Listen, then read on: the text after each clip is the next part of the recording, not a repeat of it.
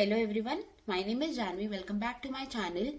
And आज की video का टॉपिक है how to crack Deloitte and so registration form शुरू हो चुके हैं। फॉर्म बच्चे फिल करना भी शुरू कर दिए हैं। सबसे पहले आता है इसका रिज्यूमे शॉर्टलिस्टिंग एंड उसके बाद ऑनलाइन असेसमेंट। रिज्यूमे शॉर्टलिस्टिंग में मोस्टली बच्चे क्लियर कर जाते हैं, बट ऑनलाइन असेसमेंट में 70 to 80% बच्चे हो जाते हैं क्योंकि उनको समझ ही नहीं आता कि कहाँ से पढ़ना है, कैसे पढ़ना है एंड क्या रिसोर्सेज फॉलो करने हैं।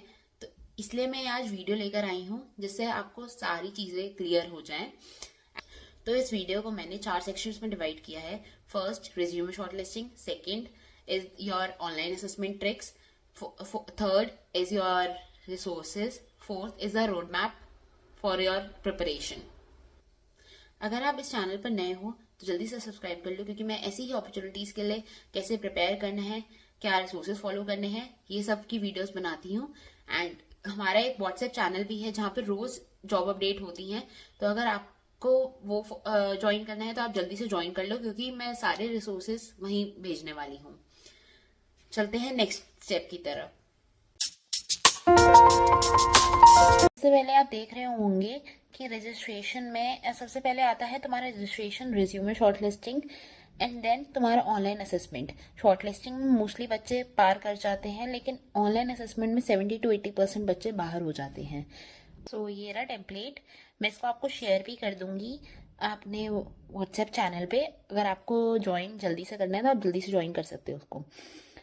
तो सबसे पहले आपका नाम आएगा एंड आपका नंबर, उसके बाद आपकी email ID and LinkedIn ID, उसके बाद आपका फोटो एंड उसके बाद आपको ये सबसे मेन इंपॉर्टेंट पार्ट इसमें ऑब्जेक्टिव लिखना होता है कि आप उनको क्या दर्शाना चाहते हो। वो 2-3 लाइंस का आप जनरेट या करवा सकते हो या फिर आप खुद लिख सकते हो।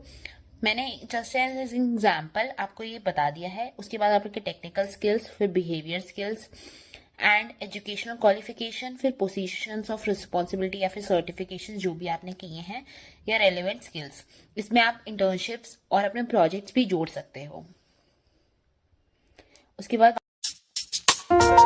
सबसे मेन इंपॉर्टेंट आती है ऑनलाइन असेसमेंट की बात कि ऑनलाइन असेसमेंट को हम उसमें पूछा क्या जाता है कि क्रैक कैसे करें, ये सब कुछ सारी क्वेरी। इसकी 90 मिनट्स होती है।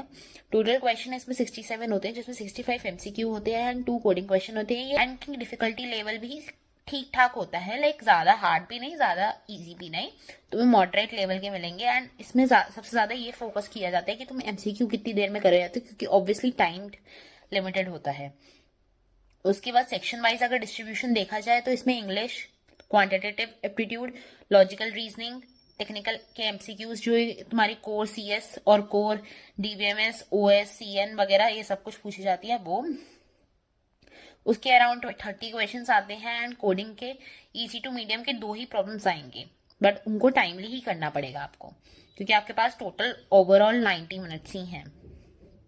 तो इंग्लिश की बात कर ली जाए तो इंग्लिश में आपके आते हैं ग्रामर एंड उसके बाद रीडिंग कॉम्प्रीहेंशन एंड वोकैबुलरी। उसके बाद क्वांटिटेटिव एप्टीट्यूड में आते हैं आपके बेसिक मैथमेटिक्स की एप्टीट्यूड वगैरह पूछ लिया जाए। उसके बाद लॉजिकल रीजनिंग में तुम्हारी एनालिटिकल थिंकिंग देखी जाती है कि पजल टाइप के आ जाएंगे तुम्हारे पास एंड तुम्हें उसको सॉल्व करना होगा। उसके बाद टेक्निकल एमसीक्यू में कोर्स कंप्यूटर साइंस के 30 क्वेश्चन के आसपास आएंगे। फिर कोडिंग में तो तुम्हारे इजी टू मीडियम है ही। इसमें हाई प्रायोरिटी टॉपिक्स ये चीजें रहती हैं, जैसे उसमें इनकैप्सुलेशन, इनहेरिटेंस, पॉलीमॉर्फिज्म या एब्स्ट्रैक्शन वाले टॉपिक्स ज्यादा तुम अच्छे से पढ़ के जाना। डीबीएमएस में ये keys, normalization, joins, acid properties, ये सारी चीजें मेन इंपॉर्टेंट पार्ट है।